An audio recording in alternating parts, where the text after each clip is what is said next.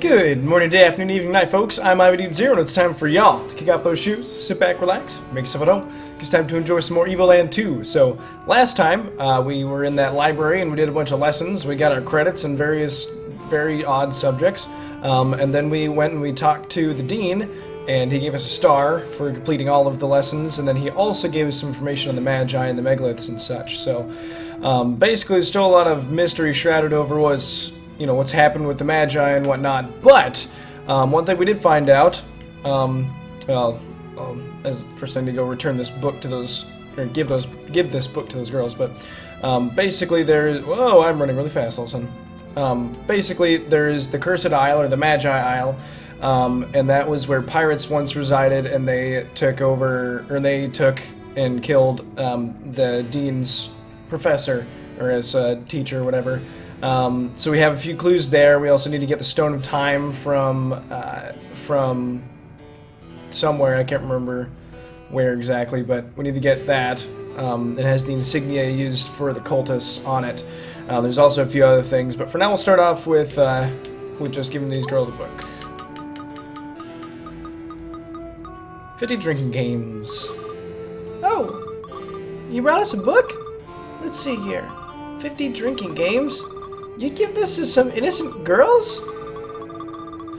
Then again, it'll come in handy when we're older. You basically kept your promise. So here, this is for you. Basically kept your promise. I'll give us a star for that. Yeah, oh well. I basically kept my promise by giving a bunch of little girls a book to learn how to play drinking games.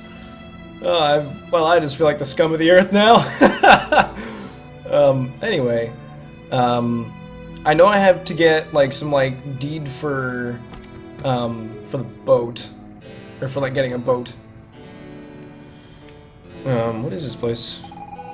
Back in the Imperial days, this place was an orphanage for children whose parents died in the war. Nowadays, it's a home for people bankrupted by the traders who have nothing left. I would prefer taking care of the children. Adults only get what they deserve. It's their own fault if they're in debt, right? Makes you wonder why they do it. Didn't anyone tell them what might happen? I mean, in some cases that might be the truth, but I mean, in some cases there's a lot of people who are just victim to circumstance. I mean, you can't always control how things are going to go like that. Now, this is the kid who liked to watch the fights. Maybe? No, it's just a couple of girls. Our family's been poor for generations, but at least before we could see the sun. Now everything uses smog. The smoke blocks out the sun and everyone's getting sick. The traders are the only ones getting richer. What do we get out of it, huh? I worry about my daughter's future. Mommy worries a lot. Are all adults like that? I'm trying to remember if that's what the other kid who used to live here, that's what his mom was like. I don't remember.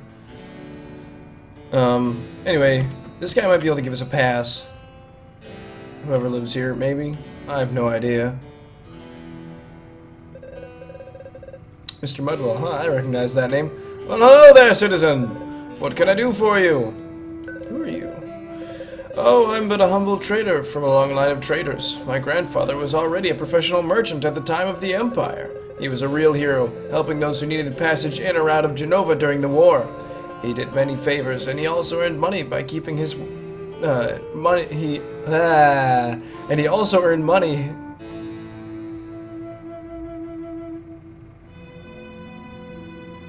I don't think that's grammatically correct. He did many favors, and he also earned money his keep by working hard. Something about that sentence is not grammatically correct. I'm not good enough in English to be able to tell you what it is, though. Thus was born the Fogwell Dynasty. Quite a beautiful story, ain't it? Well, what can I do for you?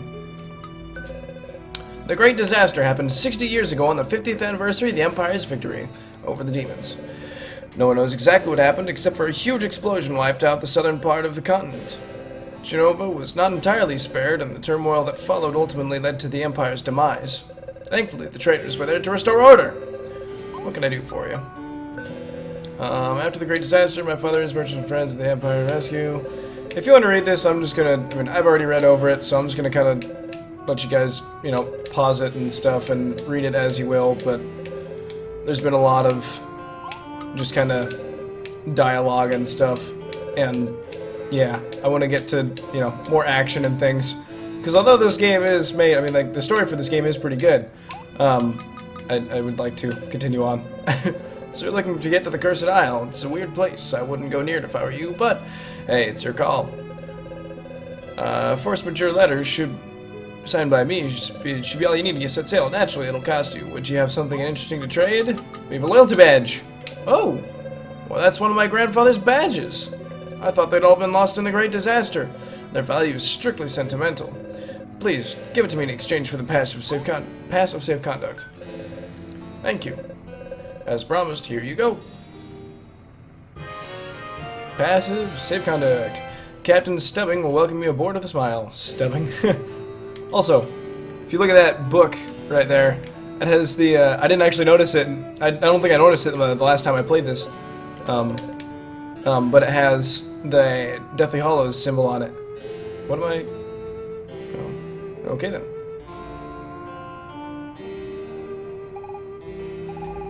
The Great Disaster. My village swallowed up by the smog. And look what's become of Genova, Jesse. Is that really our future? You did not mention demons. They must be hiding somewhere. I cannot believe they all vanished into thin air. That's not the #1 problem here. My village, my parents, everyone's gone. Jesse, we have to stop this great disaster from happening. I understand your anguish, Miss Eve. But if it is indeed possible to change the course of events, we should start by saving my people. That can't be changed, Colton.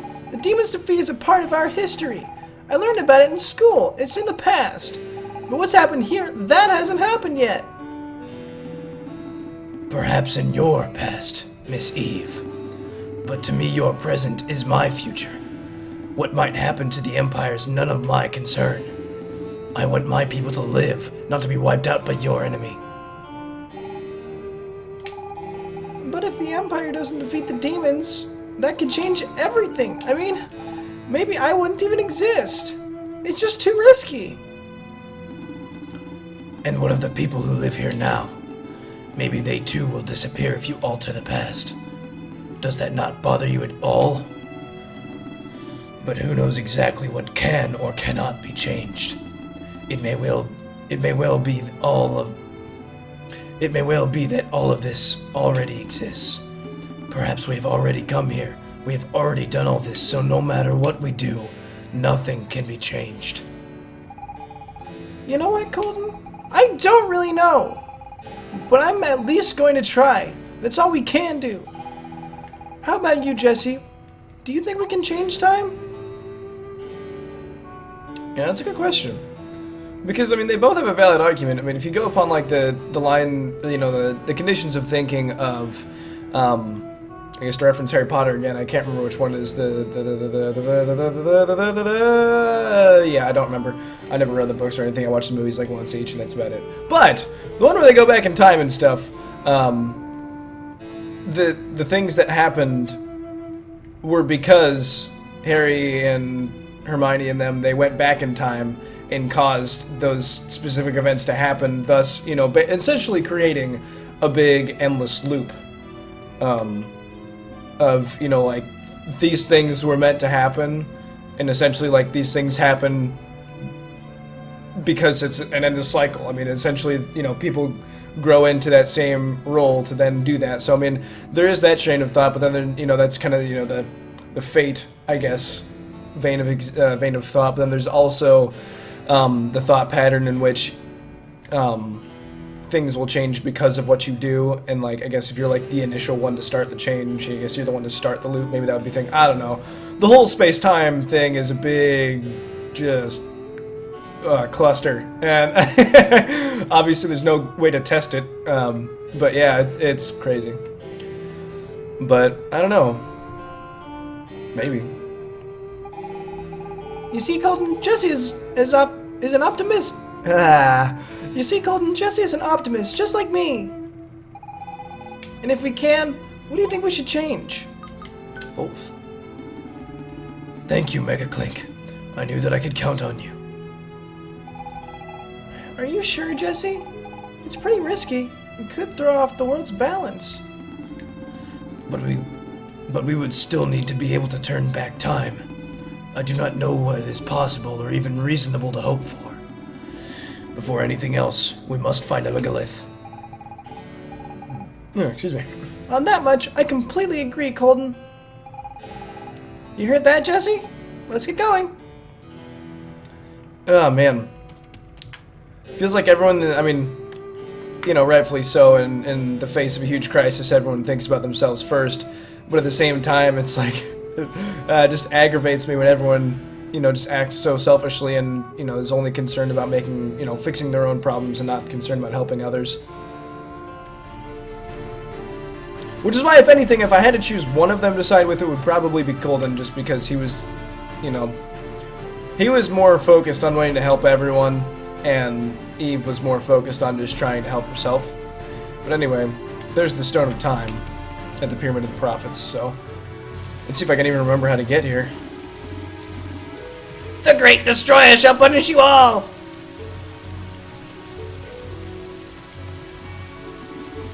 Nee. What did I do to deserve such imbeciles? Nee. Well, will no one open this for me? We sent for someone, Venerable Prophet. Nay, how dare you make me languish here? Ah, finally! One of these days I'll have to change that mechanism. But it's the surest way to protect my very precious Stone of Time. Is he Gollum? I mean, he kind of looks like a cross between like Emperor Palpatine, and he kind of acts like Gollum. It's weird. Is this Orokin? Can I take it? Don't even try to scale the pyramid. It's so slippery. Even the famed ninja squirrels never made it up to the top. To get inside, you'll need to reach it by air. But without wings, it cannot be done. When humans fly, as they say. Entrance to the Great Pyramid is restricted. Only the Prophet and the eldest disciples may go in. And there's no point in searching for the key. The door only opens from the inside. Which can be problematic at times, actually.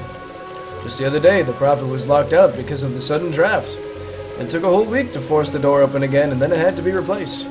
The Prophet proclaimed drafts to be a sign of the world's annihilation. Okay. See that beautiful pyramid? We're the ones who built it. It required lots of hard work, but when water covers everything, we'll be able to take shelter there. Still, this slight detail has been niggling me. Do you think it'll float? I mean, no, probably not. If you want me to be honest with you. What are you doing down here, man? I came here to become a disciple, but novice training is really difficult. You have to master quite a few skills. I'm not sure I'll make it. The number 5 has always intrigued me. I mean, really, it's a special number, don't you think? It pops up everywhere. The story of the 5 little pigs, the tale of the 5 musketeers, and of course the 5 keys to be collected by the Great Destroyer before annihilating the world. As strange as... That one was oddly specific. As strange can be. Why 5? I'm not sure why that was so funny to me, but... Oh man, that was funny. What else do we have here? There's a few more people over here to talk to. I've always dreamed of touching the Stone of Time, but only the Prophet has this honor. Our greatest treasure keeps safely atop the pyramid. Do you think that by touching it, one can communicate with the Great Destroyer?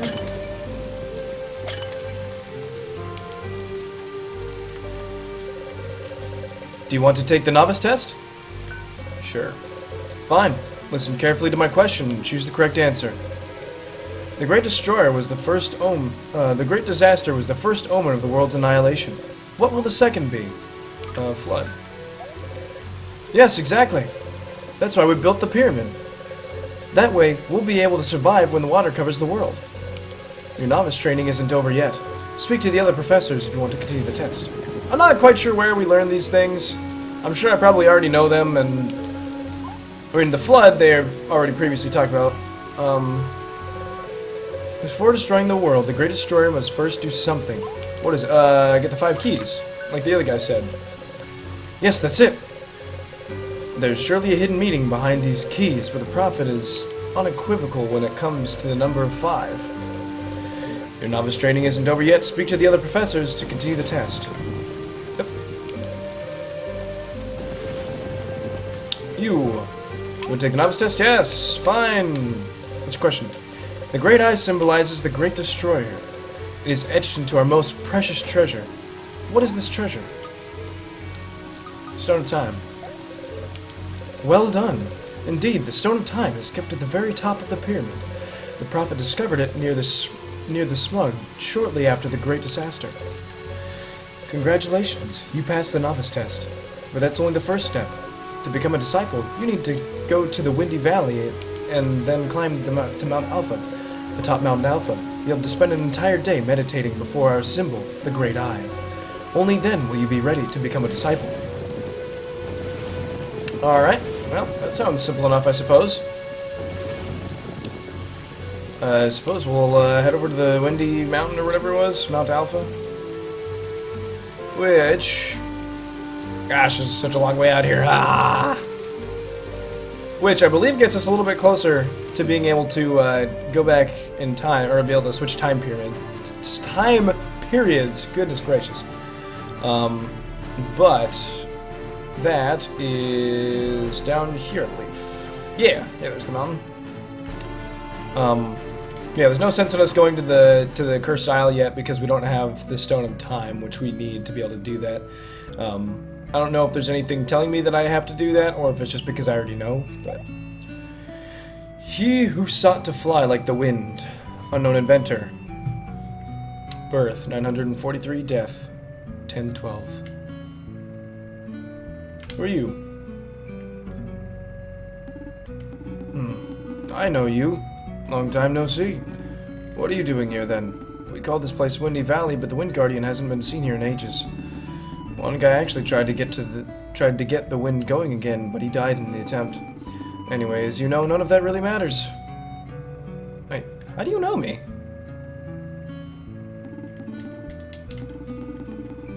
I'm confused as to why we don't question the fact that he knows us. Whatever. Atop Mount Alpha, you'll find an old temple dedicated to the Great Destroyer.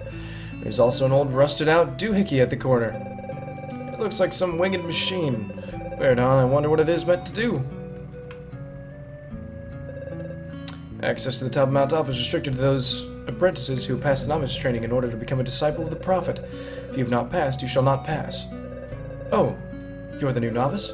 I was told you'd be coming to finish your training. Watch yourself. Climbing Mount Alpha is most perilous. After all, we have little use for weak disciples. Only the best among us will earn their place in the world post-annihilation. Indeed. Alright, so there's our save point. We finally have...